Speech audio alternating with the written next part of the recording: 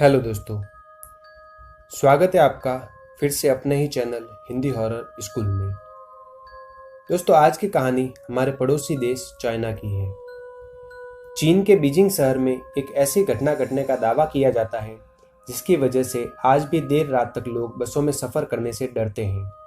यहाँ करीब 2 दशक से भी ज़्यादा समय से रूट नंबर 375 की भूथा बस की कहानी सुनाई जाती रही है। कहानी में कितनी सच्चाई है, इसे लेकर कुछ भी कहना सही नहीं है। हालांकि बीजिंग की तमाम वेबसाइट समेत कई अंग्रेजी वेबसाइट्स पर इसे लेकर काफ़ी कुछ बताया गया है। तो वो कहानी क्या है, चलिए शुरू करते हैं। बात 14 नवंबर 1995 की है। नवंबर का महीना था, इसलिए ठंड भी अपने चरम पर थी। घने कोहरे के साथ सर्द हवाएं तेजी से बह रही थी। इस दौरान चीन की रूट नंबर 375 बस अपने निर्धारित समय पर युआंग मिंग हुआन बस टर्मिनल से शियांग शान फ्रैगनेंट हिल के लिए निकलती है। बस यात्रियों से खचाखच भरी हुई थी। हालांकि जैसे जैसे स्टेशन आते जाते यात्री भी धीरे धीरे कर बस से उतर जाते। देखते ही देखते अब बस पूरी तरह से खाली हो चुकी थी। बस में अब एक ड्राइवर और एक महिला कंडक्टर ही बचे थे। फ्रैगनेंट हिल का सफर अभी लंबा था क्योंकि अभी और 7 स्टॉप बचे थे। लगभग आधी रात का समय हो चुका था। चारों ओर सन्नाटा पसरा था। जिस रास्ते से यह बस जा रही थी वह गांव और घने जंगलों के बीच से होकर गुजरता था। 1-2 स्टेशन गुजरने के बाद बस नंबर 375 समर पैलेस के बस स्टॉप पर रुकती है। यहाँ से एक वृद्ध महिला, एक 19 साल का लड़का और एक कपल बस में चढ़ जाते हैं। यंग कपल ड्राइवर के पीछे वाली सीट पर, तो लड़का बस के गेट वाली साइड वाली सीट पर जाकर बैठ जाता है। वहीं वृद्ध महिला लड़के के ठीक पीछे ही बैठी होती है।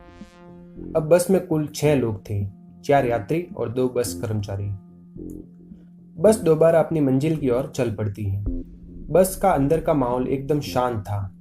इन 6 लोगों के अलावा दूर दूर तक कोई इंसान नजर नहीं आ रहा था।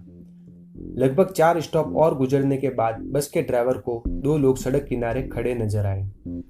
यह देख पहले तो ड्राइवर ने बस रोकने का नहीं सोचा, क्योंकि वो लोग जहां खड़े थे वहां पर कोई भी बस स्टॉप नहीं था। हालांकि महिला कंडक्टर के समझाने पर ड्राइवर ने बस रोक दी, क्योंकि इस रूट की यह आखिरी बस थी। खैर, बस रुकती है और वे पीछे वाले दरवाजे से अंदर दाखिल हो जाते हैं। तभी हैरान कर देने वाली बात यह हुई कि बस में 2 नहीं बल्कि 3 लोग अंदर आए, जबकि बाहर केवल 2 ही लोग दिखे थे। उनमें से 2 व्यक्तियों के चेहरे बिल्कुल सफेद थे, आम लोगों से भी ज्यादा सफेद थे, और तीसरे व्यक्ति को उन्होंने अपने कंधे के सहारे खड़ा कर रखा था। तीसरे व्यक्ति का सिर नीचे की ओर था, बाल बिखरे हुए थे और उसका चेहरा बिल्कुल ढका हुआ था। तीनों लोगों ने चीन के प्राचीन काल के कपड़े पहने हुए थे। ये तीनों पैसेंजर बस की सबसे पीछे वाली सीट पर जाकर बैठ गए। बस में अशांति ना फैले, इसके लिए महिला कंडक्टर ने लोगों को समझाया कि हो सकता है ये लोग किसी नाटक कंपनी में काम करते हों और देर रात होने की वजह से या घर जाने की जल्दी में वे कपड़े उतारना ही भूल गए हों। बस नंबर 375 यहाँ से आगे की ओर बढ़ी। वृद्ध महिला बार बार पीछे की तरफ मुड़ मुड़ कर देख रही थी। अगला स्टॉप आता है तो यंग कपल वहां उतर जाता है। अब बस में कुल 7 लोग थे। अभी भी वह वृद्ध महिला बार बार मुड़कर उन 3 लोगों को देख रही थी। वे लोग उनको कुछ अजीब लग रहे थे, लेकिन बाकी लोग अपने काम में व्यस्त थे। महिला कंडक्टर भी ड्राइवर से बात करने में व्यस्त हो गई। करीब 2-3 किलोमीटर ऐसे ही आगे जाने के बाद वृद्ध महिला अपने आगे बैठे हुए लड़के को एक जोरदार तमाचा मार देती है।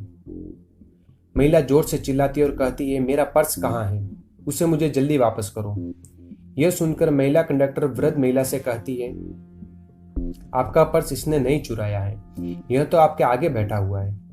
लड़के ने भी अपनी सफाई में यही बात कही, लेकिन वृद्ध महिला अपनी बातों पर अड़ी हुई थी। वह लड़के को पुलिस के हवाले करने की बात करने लगी। ड्राइवर और महिला कंडक्टर वृद्ध महिला को समझाते रहे, लेकिन वह नहीं मानी। उसने ड्राइवर को अगले स्टॉप पर बस रोकने के लिए कहा। बस रुकते ही वृद्ध महिला ने लड़के का कॉलर पकड़कर घसीटकर नीचे उतारा और बस वापस अपनी मंजिल की ओर निकल गई। अपने साथ हुई इस घटना से लड़का बहुत परेशान हो चुका था। लड़के ने वृद्ध महिला से कहा, मैंने आपका पर्स नहीं चुराया है और आपके गलत इल्जाम की वजह से मेरी यहाँ आखिरी बस भी छूट गई। अब मैं घर कैसे जाऊँगा और आप मुझे कौन से पुलिस स्टेशन लेकर जा रही, क्योंकि यहाँ तो कोई भी पुलिस स्टेशन है ही नहीं। तभी वृद्ध महिला एक लंबी गहरी सांस भरने के बाद लड़के से कहती है, मैंने तुम्हें पुलिस स्टेशन ले जाने के लिए बस से नहीं उतारा और ना ही तुमने मेरा पर्स चुराया है। यह इल्जाम मैंने तुम्हारी जान बचाने के लिए लगाया था। वृद्ध महिला कहती है, याद है तुम्हें वे 3 व्यक्ति जो बस में आखिरी में चढ़े थे? मैं उन्हें पूरे रास्ते पर नजर बनाए हुए रखी थी। मुझे शुरू से वे लोग बहुत अजीब लग रहे थे। रास्ते के दौरान जब मैंने उनकी ओर देखा तो दंग रह गई। तेज हवा के कारण उनके कपड़े उड़े और तभी मैंने देखा कि उनके तो पैर ही नहीं है। मुझे अपनी आंखों पर विश्वास नहीं हुआ। ऐसा लगा जैसे मैंने कोई सपना देखा हो। मैं लगातार उन पर नजर रखे हुए ही थी। तभी तीसरा व्यक्ति जो उन दोनों के कंधों पर था, उसका चेहरा मुझे दिखा। यह देख मैं समझ चुकी थी वह कोई इंसान नहीं है। मुझे जितना जल्दी हो सके बस से उतरना था और तुम्हारी भी जान बचानी थी। इसलिए मैं अपना पर्स चोरी होने का झूठा इल्जाम तुम्हारे ऊपर लगाया ताकि उन लोगों को कोई शक भी ना हो और हम दोनों बस से सही सलामत नीचे उतर जाएं। इसके बाद वृद्ध महिला और लड़का तुरंत वहां से पुलिस स्टेशन जाते हैं और पुलिस कर्मचारियों को अपने साथ घटी इस घटना के बारे में बताते हैं। हालांकि यहाँ कोई भी उनकी बातों पर यकीन नहीं करता। पुलिस उन्हें वापस घर लौट जाने की सलाह देती है। इसके बाद वृद्ध महिला और लड़का अपने अपने घर चले जाते हैं। अगले दिन 15 नवंबर की सुबह पुलिस को सूचना मिलती है कि युहांग मिंग हुआन बस टर्मिनल से फ्रैगनेंट हिल तक जाने वाली रूट बस नंबर 375 गायब है। बस अपने निर्धारित टर्मिनल तक पहुंची ही नहीं थी। इसके बाद बिना देरी किए वृद्ध महिला और उस लड़के को पुलिस स्टेशन बुलाया गया। यहाँ उनकी बातें रिकॉर्ड की गई और देखते ही देखते यह खबर पूरे चीन के बीजिंग में आग की तरफ फैल गई। रूट नंबर 375 की बस गायब है। पुलिस काफी मशक्कत और छानबीन करने के बाद भी बस नंबर 375 का पता नहीं लगा पाई। यहाँ तक कि पुलिस ने सारे सीसीटीवी कैमरे तक खंगाल डाले मगर कुछ पता नहीं चल सका। 16 नवंबर को पुलिस को सूचना मिलती है कि एक बस नदी में गिरी हुई है। यह वही बस थी।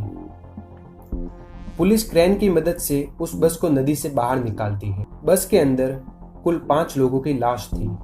2 लाशों की पहचान ड्राइवर और एक महिला कंडक्टर के रूप में की गई। इस दौरान चौंकाने वाली बात यह थी कि कंडक्टर और ड्राइवर की लाश से अलग बाकी 3 लाशें बुरी तरह से सड़ चुकी थी। उन लाशों से बदबू भी बहुत आ रही थी। इतना ही नहीं, मामले को लेकर जब डिपो से संपर्क किया गया तो पता चला कि बस में इतना फ्यूल ही नहीं था कि वह 100 किलोमीटर आगे तक जा सके। इसके बाद फ्यूल टैंक खोलकर देखा गया तो लोगों के होश उड़ गए। फ्यूल टैंक ताजे खून से भरा हुआ था। जिस स्टेशन पर वृद्ध महिला और लड़का उतरे थे उसके बाद के रूट में जितने भी सीसीटीवी थे उनमें से एक भी सीसीटीवी में वो बस कैद नहीं हुई।